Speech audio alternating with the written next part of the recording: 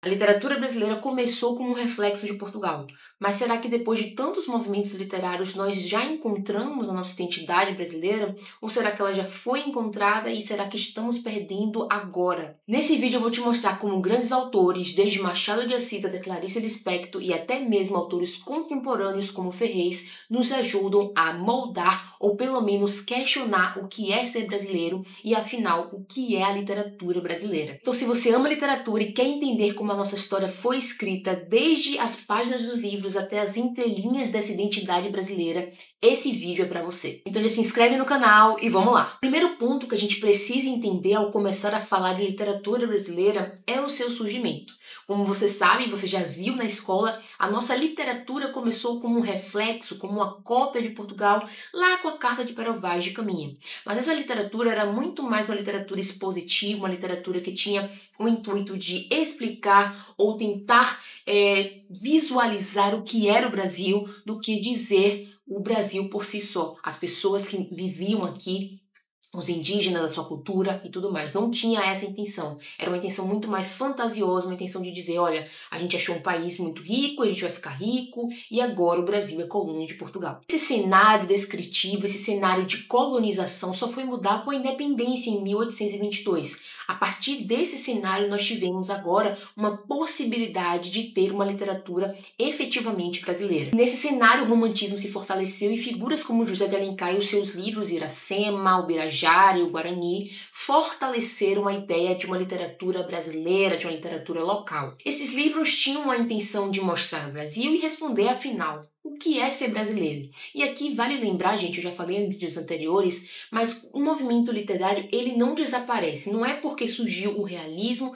que o romantismo vai deixar de existir. Na realidade, o romantismo ele vai perdendo força e o realismo ele vai ganhando força. E aí surgem figuras, por um exemplo, como Machado de Assis. Então, na segunda metade do século XIX vai surgir Machado de Assis e, para mim, vocês já sabem, eu considero um dos maiores autores brasileiros, justamente porque ele tem uma forma muito específica de utilizar a ironia e consegue se aprofundar psicologicamente nos personagens. É como se você pudesse comparar a forma como ele se aprofunda com a forma que Dostoiévski se aprofunda, por exemplo, em Raskolnikov ou até mesmo no Príncipe Mikitin, lá em O Idiota. Então, é uma profundidade muito grande, você vai diretamente na psique do personagem e você não só entende as motivações, como também, de certa forma, sente empatia pelos personagens. Se não fosse assim, não tinham milhares de pessoas defendendo Bentinho e nem milhares de pessoas defendendo Capitu, só para saber se houve traição ou não. Mas eu não quero falar de Dom Casmurro, eu quero falar de Memórias Póstumas de Brás Cubas, porque Machado foi revolucionário aqui. Ao invés de ele falar que é um autor defunto, ele vai falar que é um defunto autor. E afinal, qual é a diferença, Ana? A diferença é que Machado vai inverter a lógica. Isso significa que, ao invés de ele dizer que a pessoa escreveu o livro e depois faleceu, ele vai dizer que não, que a pessoa faleceu e depois que ela morreu, ela resolveu escrever um livro.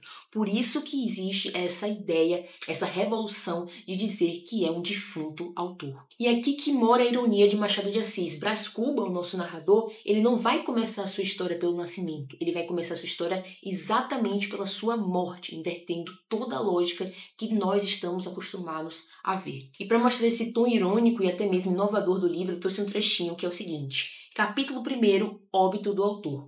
Algum tempo hesitei se devia abrir essas memórias pelo princípio ou pelo fim, isto é, se poria em primeiro lugar o meu nascimento ou a minha morte. Suposto o uso vulgar seja começar pelo nascimento, duas considerações me levaram a adotar diferente método. A primeira é que eu não sou propriamente um autor defunto, mas um defunto autor, para quem a campa foi outro berço. A segunda é que o escrito ficaria assim mais galante, mais novo. Moisés, que também contou a sua morte, não a pôs no introito, mas a no cabo. Diferença radical entre este livro e o Pentateuco. Veja que interessante esse final, e eu quero trazer essa análise pra gente, é que ele vai comparar a escolha dele com a de Moisés, que também narrou a sua morte, e ele está falando especificamente do Deuteronômio, que é no capítulo 34, versículo de 1 a 5, que ele vai falar o seguinte: Moisés subiu as campinas de Moabe e no Monte Nebo ao topo de Pisga em frente a Jericó. E o Senhor lhe mostrou toda a terra prometida. Então o Senhor disse a Moisés: esta terra que prometi a Abraão, Isaque e Jacó. Eu a deixei a ver com teus olhos, mas você não entrará nela. E aí Moisés, servo do Senhor, morreu ali na terra de Moabe, conforme a palavra do Senhor. Então veja que Machado de Assis, ele é tão inteligente que com um trechinho faz com que a gente visite uma outra fonte de história também, que é a Bíblia, para entender por que ele citou Moisés e por que é diferente. Né? Ou seja, Brás Cubas vai fazer o oposto a Moisés. Ele vai começar dizendo que já está morto, e essa ironia é justamente muito sutil. Porque Moisés contou a sua morte e Brás Cubas vai começar já pressupondo que ele tá morto. E claro, gente, ao clássico Dom Casmurro, que eu não poderia deixar de citar, e toda vez que eu puder citar no meu canal no YouTube sobre Dom Casmurro, eu vou citar, porque eu sempre vou dizer, há muito mais do que traição. Há muito mais do que só a dúvida de Bentinho. Se a gente for analisar só Capitu, a gente consegue, ainda que pela visão de Bentinho, tirar bastante coisa. E eu trouxe alguns trechos aqui para falar especificamente da descrição sobre os olhos de Capitu. É algo muito interessante a gente observar que o mar, o elemento do mar, está sempre presente no Casmurro e também está presente no olhar de Capitu. Veja só. Tinham me lembrado a definição que José Dias dera deles, olhos de cigana oblíqua e dissimulada. Eu não sabia o que era oblíqua, mas dissimulada sabia e queria ver se podiam chamar assim. Capitu deixou-se fitar e examinar. Só me perguntava o que era, se nunca os vira. Eu nada achei extraordinário. A cor e a doçura eram minhas conhecidas. A demora de contemplação, creio eu, que lhe deu outra ideia do meu intento. Imaginou que era um pretexto para mirá-los mais de perto, com os meus olhos longos, constantes, enfiados neles, e a isto atribuo que entrassem a ficar crescidos e sombrios, com tal expressão que, retórica dos namorados, dá-me uma comparação exata e poética para dizer o que foram aqueles olhos de Capitu. Não me acode imagem capaz de dizer, sem quebra da dignidade do estilo, o que foram e o que me fizeram. Olhos de ressaca, vá de ressaca. É o que me dá a ideia daquela feição nova. Trazia não sei que fluido misterioso e energético, uma força que arrastava para dentro, como a vaga que se retira da praia nos dias de ressaca. Para não ser arrastado, agarrei-me às outras partes vizinhas, às orelhas, aos braços, aos cabelos espalhados pelos ombros, mas tão depressa buscava as pupilas, a onda que saía delas vinha crescendo, cava e escura, ameaçando envolver-me, puxar-me e tragar-me. Gente, o que é isso, gente? Esse trecho aqui, para mim, vale o livro todo. Quantos minutos gastamos naquele jogo? Só os relógios do céu terão marcado esse tempo infinito e breve. A eternidade tem as suas pêndulas. Veja que esse trecho, como eu falei, né, para mim é magnífico. A descrição feita por José Dias, que ficou na cabeça de Bentinho, e que essa definição já é por si só cheia de ambiguidade. Primeiro porque ele diz oblíqua, e quando a gente vai para o dicionário, oblíqua quer dizer aquilo que é fora do eixo, torto. Mas ele também diz que ela é dissimulada, que é alguém que esconde as suas intenções. Bentinho, um adolescente, fica completamente fissurado, completamente viciado nessa definição de José Dias e procura ver em Capitu tudo que José Dias, que a quem ele tinha muito apreço, falou. Quando a gente vai analisar trecho por trecho, e aqui eu vou fazer rapidamente, só para vocês terem noção da magnitude que é, quando ele diz, olhos enfiados nele, crescidos e sombrios. Ele está falando que é como se ele sentisse que os olhos de Capitu estão crescendo nele. É quase que algo mágico, algo que torna mais intenso, algo que torna como se estivesse tragando o Bentinho para dentro dela, né? Para dentro de Capitu. Os olhos de ressaca é a imagem central, é a imagem de um mar de ressaca. Veja só, vou colocar até uma foto aqui, ou um vídeo de um mar de ressaca. Você entende que é como se Bentinho estivesse no meio de um mar completamente violento, completamente novo para ele e até mesmo que o deixasse sem ar, sem chão, sem ter para onde ir. Essa força que arrasta, essa força que ameaça, essa força que envolve Bentinho, a gente também vê logo em seguida que é a onda que saía delas vinha crescendo, ameaçando envolver-me, puxar-me, tragar-me. Então Bentinho se sente tragado só pelo olhar de Capitu.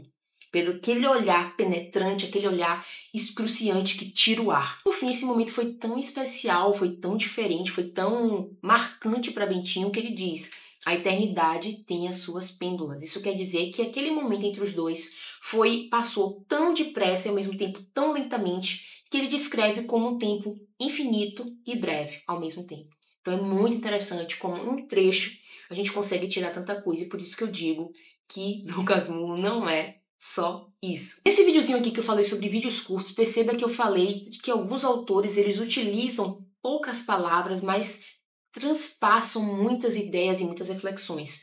Um desses casos é Graciliano Ramos em Vidas Secas. Para mostrar a seca, a fome e a opressão, Graciliano Ramos, nesse livro curtinho, como a gente pode ver aqui, conseguiu passar de uma forma muito crua e direta a vida de Fabiano, sim, a Vitória e os dois meninos. Aqui eu quero me ater a um trecho específico em que eles estão caminhando ali na seca, tá?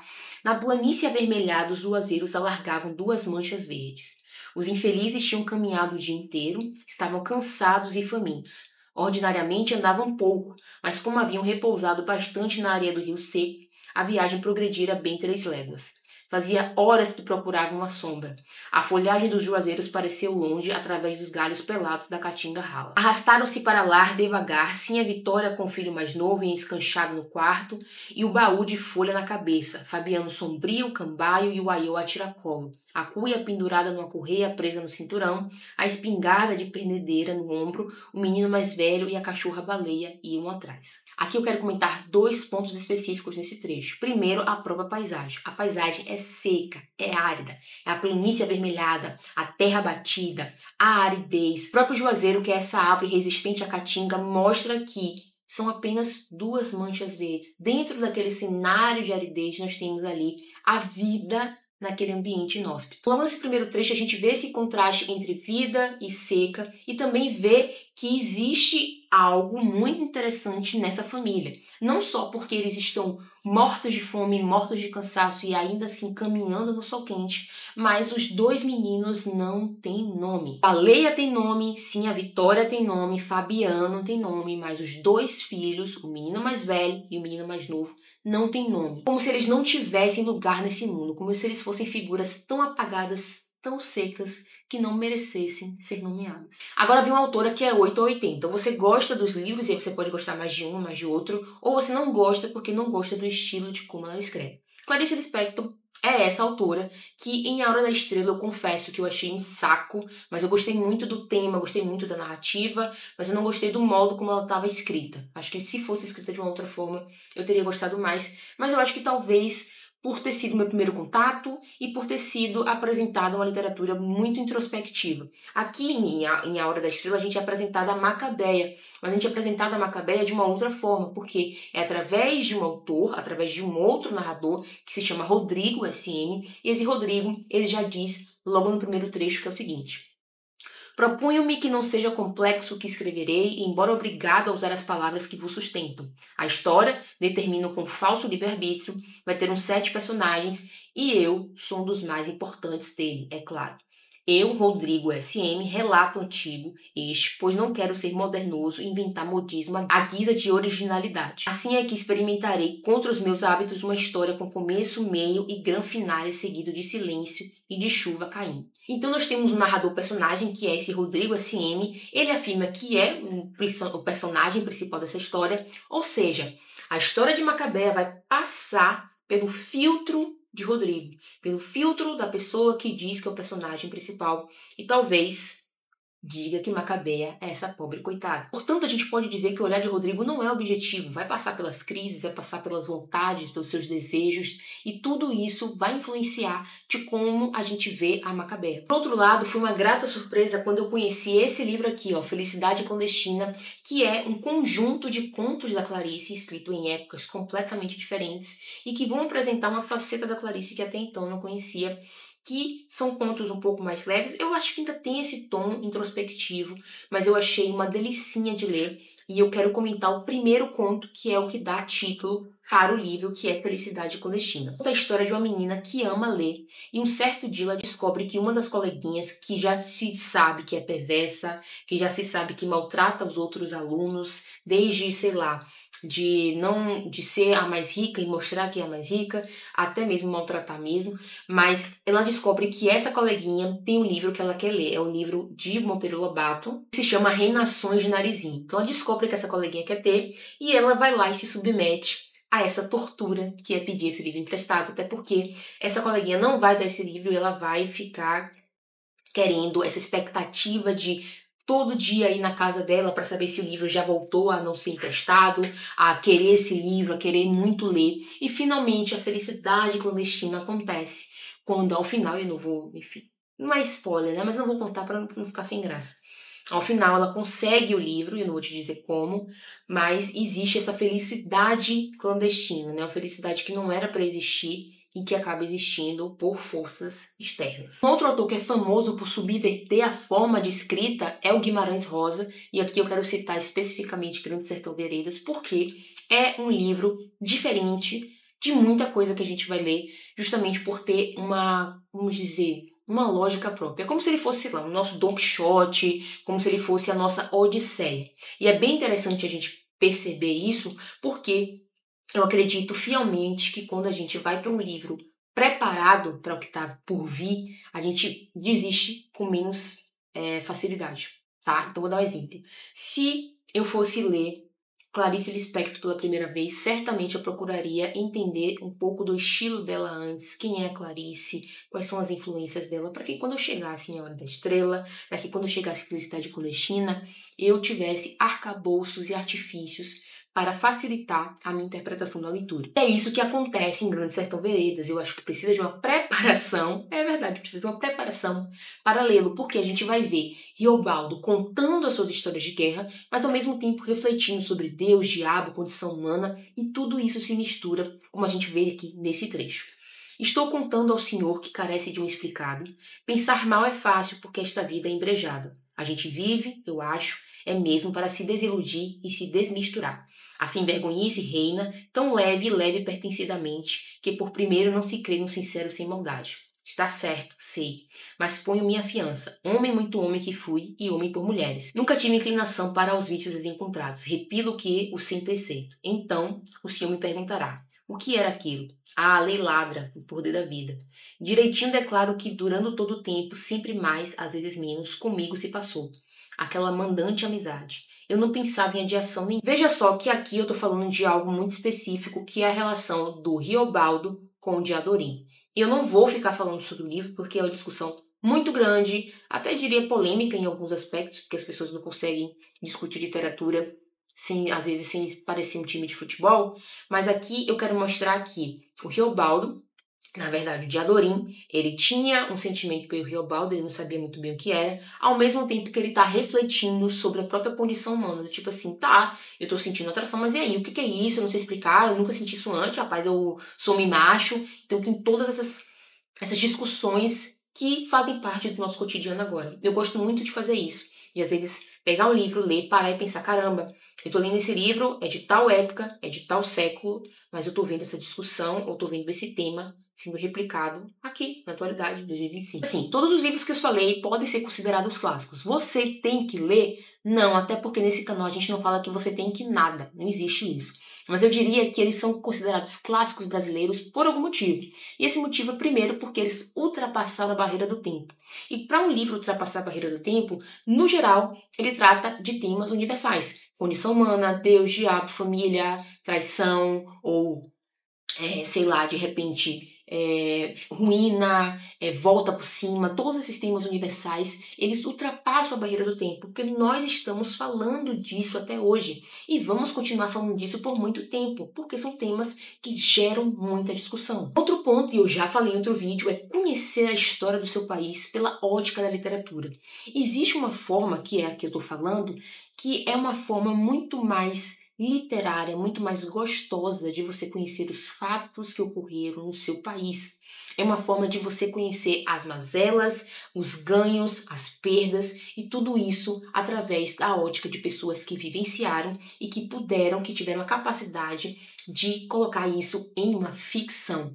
É uma ficção, Ana? É uma mentira? É. Mas se você parar para observar, se você for um leitor crítico, como eu quero que você seja, você olhar aquilo ali e pensar, caramba, o tema que está em Dom Casmurro é um tema sobre traição? É, mas é também um tema sobre a própria dúvida humana.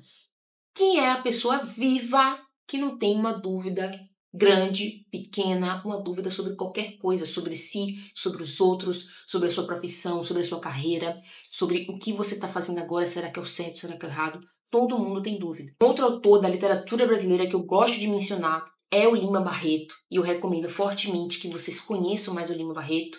Eu vou falar agora de uma obra muito específica, que é Clara dos Anjos. Clara dos Anjos é a história de uma menina que vive na periferia, que é filha de pessoas humildes e que é seduzida por um malandro que não tem compromisso nenhum com ela e que só quer usá-la.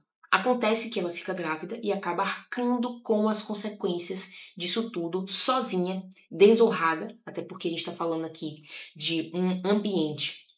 Esse livro foi publicado em 1948, apesar de ter sido escrito, se não me engano, ou em 1905 ou 1915.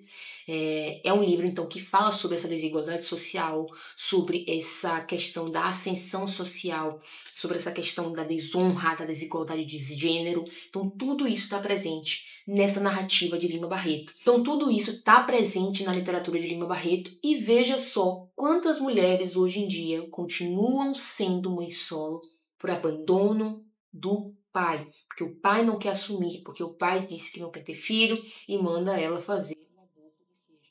Então, esse tema é muito atual e esse livro, como eu falei, foi publicado em 1948. Agora, pulando aqui para a década de 60, tem um livro que é bastante interessante, que é Quarto de Despejo, da Carolina Maria de Jesus, que é o diário de uma catadora de papel, de uma catadora de reciclados na São Paulo. E aqui é interessante porque nesse livro a gente consegue ver fielmente o retrato do que é esse cenário de você precisar, por um exemplo, sair de madrugada, sair 4 horas da manhã para catar papel para você pagar uma conta de luz. Veja só. Fui catar papel e permaneci fora de casa 1 hora. Quando retornei, vi várias pessoas às margens do rio e que lá estava um senhor inconsciente pelo álcool e os homens indolentes da favela lhe vasculharam os bolsos. Roubaram dinheiro e rasgaram os documentos. É 5 horas. Agora o senhor Heitor ligou a luz e eu vou lavar as crianças para irem para o leito, porque eu preciso sair. Preciso de dinheiro para pagar a luz. Aqui é assim. A gente não gasta luz, mas precisa pagar. Saí e fui catar papel. Andava depressa porque já era tarde. Encontrei uma senhora. Ia maldizendo sua vida conjugal. Observei, mas não disse nada. Amarrei os sacos, pus as latas que catei a outro saco e vim para casa. Quando cheguei, liguei o rádio para saber as horas, era 23h55. Esquentei corrida, li, despi-me e depois deitei. O sono surgiu logo. E aí, anos depois, vai surgir o Defeito de Cuia, que complementa, eu acho que esses livros eles conversam muito, que vai narrar a saga de uma africana que foi escravizada, mas que veio para o Brasil no século XIX. E através dessa personagem, a gente vai ver que há uma recuperação, eu diria que, posso dizer que sim, que é uma recuperação de uma história que muitas vezes é apagada, dos livros oficiais. Veja só. Eu não tinha certeza se você entendia o que era ser livre, pois sempre tinha sido, mas percebi que entendia quando me perguntou se em África existiam brancos, e quando eu disse que sim, quis saber por que os brancos da Bahia não eram os iguais aos brancos de lá, que deixavam os pretos serem livres. Você tinha apenas 4 anos e me espantei ao perceber o quanto entendia ao prestar atenção às nossas conversas e como também não tinha ideia do que significava ser branco ou preto, porque quando eu te falei que na Bahia também existiam brancos bons como seu pai, você me perguntou se seu pai era branco. Acho que para você ser branco não era ter pele clara, mas ter a alma má. Depois daquele dia, você sempre me perguntava se determinada pessoa era branca ou preta, e embora eu sempre te respondesse levando em conta a cor da pele, não havia como não pensar de acordo com seu critério. Para você, a Sinhazinha e o Dr. José Manuel, por exemplo, eram pretos, e eles riram muito quando eu contei essa sua ideia. Mas beleza, Ana, o que a gente tem nos dias atuais? Eu sinto muitas vezes que a literatura brasileira está inserida em moldes temáticos. É como se existisse uma expectativa, e mesmo que implícita essa expectativa existe, de que autores negros, por um exemplo, só tivessem que falar sobre dor, sobre racismo, sobre desigualdade social. Não se trata de desvalorizar essas narrativas que são reais, justas e que devem sim ser faladas e serem cada vez mais divulgadas. Mas aqui o ponto é questionar porque outros tipos de manifestação, de pensamento, de imaginação são menos incentivadas e visíveis no mercado editorial. Parece que ao invés de uma liberdade plena para criar, a gente tem gaiolas temáticas que as pessoas precisam se encaixar e que se não se encaixarem, elas não serão vistas ou pelo menos ouvidas quando elas se encaixam nessas temáticas. O autor contemporâneo que eu trouxe foi Milton Tum com o livro Dois Irmãos, que vai contar a história de 2 irmãos. Essa história se passa em Manaus e vai envolver conflitos familiares muito pertinentes à nossa atualidade, tá? Mas aqui eu acredito que o foco principal do livro são os dilemas humanos. A gente tem muitos dilemas humanos e é bem interessante observar isso. Veja o seguinte. Ele padeceu, ele e muitos imigrantes que chegaram com a roupa do corpo, mas acreditava bêbado de idealismo no amor excessivo, estático, com suas metáforas lunares. Um romântico tardio, um tanto deslocado ou anacrônico, leio as aparências poderosas que o ouro e o roubo propiciam. Talvez pudesse ter sido poeta, um flaneur da província, mas não passou de um modesto negociante possuído de fervor passional. Assim viveu, assim encontrei tantas vezes, pitando o bico de narguilé, pronto para revelar passagens de sua vida que nunca contaria aos filhos. Aqui a gente está falando, eu acho que é do Nassib, esqueci o nome do personagem, mas é o pai desses dois irmãos que a gente vai ver durante o livro. Outro autor interessante, que não é exatamente brasileiro, porém, ele é filho de argentinos e foi exilado durante a ditadura militar, é o Julian Fuchs. O Julian Fuchs eu trouxe aqui porque é algo muito interessante que ele traz no livro A Resistência. Ele mistura ficção com a própria vida dele e ele traz um contexto do próprio irmão dele. Tá? Ele traz um contexto da ditadura argentina e vai mesclar com esses fatos da vida dele. Meu irmão é adotado, mas não posso e não quero dizer que meu irmão é adotado. Se digo assim, se pronuncio essa frase que por muito tempo cuidei de silenciar, reduzo meu irmão a uma condição categórica, a uma atribuição essencial. Meu irmão é algo, e esse algo é o que tantos tentam enxergar nele. Esse algo são as marcas que insistimos em procurar contra a vontade em seus traços, em seus gestos e seus atos. Meu irmão é adotado, mas não quero reforçar o estigma que a palavra evoca. O estigma é a própria palavra convertida em caráter. Não quero aprofundar sua cicatriz e se não quero, não posso dizer cicatriz. Veja que interessante. Eu adoro a forma como o Julian escreve. Agora eu trouxe um autor muito doido, gente. Eu trouxe o Lourenço Mutarelli. E eu falo que é muito doido porque é muito diferente e é muito gostoso ler o Lourenço. E foi uma surpresa muito grata. Eu descobri na época que eu estava fazendo a FRJ e eu fui numa livraria que é bem famosa lá. Travessa? Não sei, não me lembro, acho que é Travessa.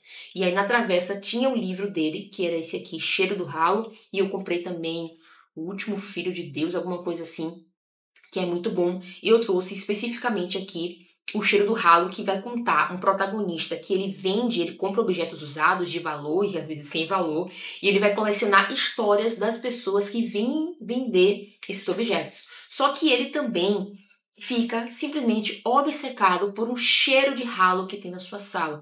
Então, eu sei lá, às vezes parece que ele é até esquizofrênico mesmo, mas ele não só é obcecado por esse cheiro de ralo, como também é obcecado nas nádegas da garçonete. Interessante observar que o Mutarelli, ele não faz um personagem para você amar o personagem. Ele faz um personagem cru ali. O personagem é aquilo ali, com seus erros e defeitos, e os defeitos são muitos, e você acaba se familiarizando, ou pelo menos se identificando com a história, que é uma história muito cotidiana, como se você tivesse, sei lá, uma Lapa, meio-dia, numa quarta-feira, um dia normal para o camelô e para gente que vende objetos usados. E aqui eu vou mostrar um trecho. Sorran era um anagrama, foi isso que ele me disse. Disse também que pagou um preço muito alto para conseguir o relógio. Ele tirou do bolso de seu paletó uma pataca toda de ouro. Notei um dia que ela teve uma tampa de proteção. Jura que o mesmo pertenceu ao professor Sorran. Eu perguntei quem diabos era Sorran. Ele me disse que Sorran era um anagrama. Ele retomou o relógio das minhas mãos e o devolveu ao bolso interno do paletó. E então, quanto vão me dar por ele? Vinha um forte cheiro de fossa que subia do ralo e invadia meu nariz, invadia a sala toda. Cheiro de merda, é do ralo, afirmei. Acho que fiquei com vergonha de que ele pensasse que o cheiro vinha de mim. Veja como é interessante que ele não usa travessão e você vai acompanhando a história a partir dos pontos finais. É bem interessante isso. Uma outra parte. Ele entrou, trazia nas mãos um faqueiro. É de prata. Fiz a oferta, ele me falou que a vida era dura. Eu expliquei que o cheiro vinha do ralo. Ele aceitou a oferta, meneando a cabeça. Esse faqueiro tem muitas histórias. Jurei acreditar. Tirei a chave do bolso e abri a gaveta. Coloquei as notas sobre a escrivaninha. Ele nem contou, agradeceu com a cabeça, foi até a porta, voltou. Olhou o faqueiro com os olhos embotados. Deslizou sua mão sobre a tampa da caixa, como quem faz um carinho. Nesse trecho aqui, eu só quero trazer uma reflexão. Imagine que uma pessoa está passando por dificuldades e precisa se livrar de uma aliança, precisa se livrar de uma joia, precisa se livrar de algum objeto que é não só de valor material, mas um valor sentimental. Então, é quase que uma despedida, como se fosse um luto que você vai passar por um objeto que fez parte da sua vida, mas que agora não vai fazer, porque a vida é dura, né?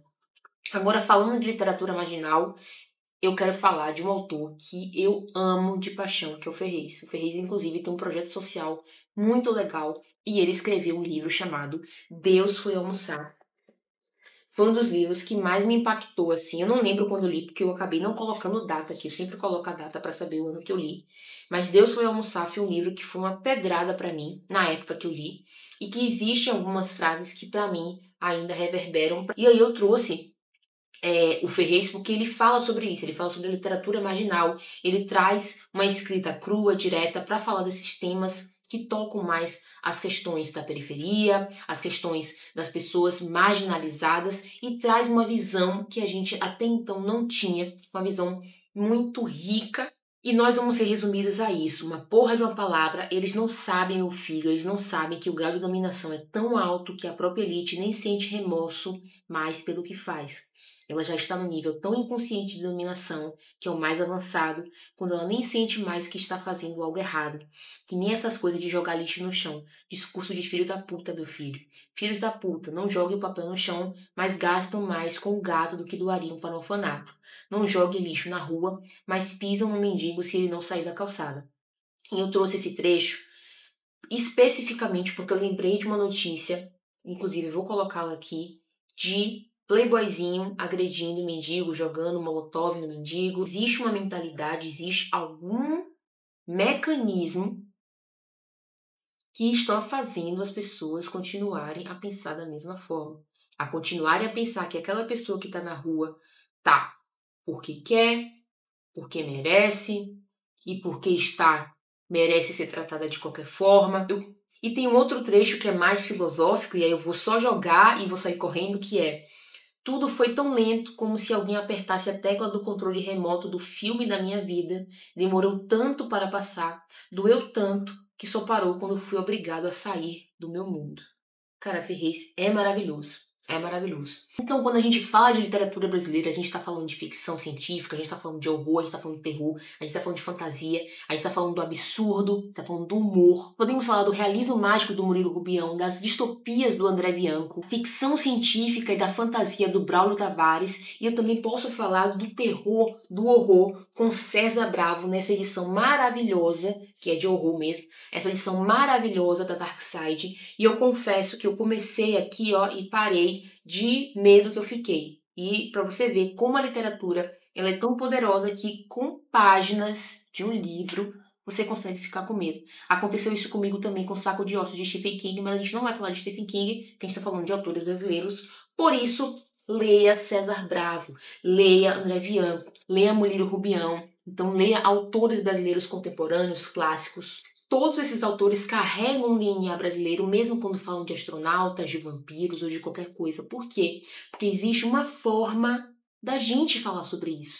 Existe uma forma da gente lidar com os nossos folclores, lidar com as nossas histórias, assim como os europeus, assim como os orientais e tudo mais. Então eu diria que a literatura brasileira evolui sim. E assim como existe na evolução, existem alguns aspectos que a gente ainda precisa evoluir, que a gente ainda precisa pensar, mas de fato a gente evolui porque os nossos temas continuam evoluindo, continuam gerando discussão. Ainda que sejam temas passados, eles continuam gerando discussão. Uma coisa que eu gosto de falar é que a nossa identidade é construída, é uma construção, sabe? É como se a gente tivesse começado ali com a independência, com o romantismo, com José de Alencar, com Machado de Assis, e fosse caminhando, passando por Clarice, passando por Lídia Fagundes, passando por diversos autores, e conforme a gente vai vivenciando os fatos históricos, vivenciando a história brasileira, a gente vai aí avançando, construindo identidade nacional também. Porque se a gente fosse falar que identidade nacional é algo engessado, a gente iria parar no tempo, iria desconsiderar de que o Brasil continua evoluindo a passos bem lentos. A nossa literatura vem construindo muitos autores belíssimos, poetas, que eu inclusive não falei de poetas aqui, mas se você quiser é só comentar aqui embaixo.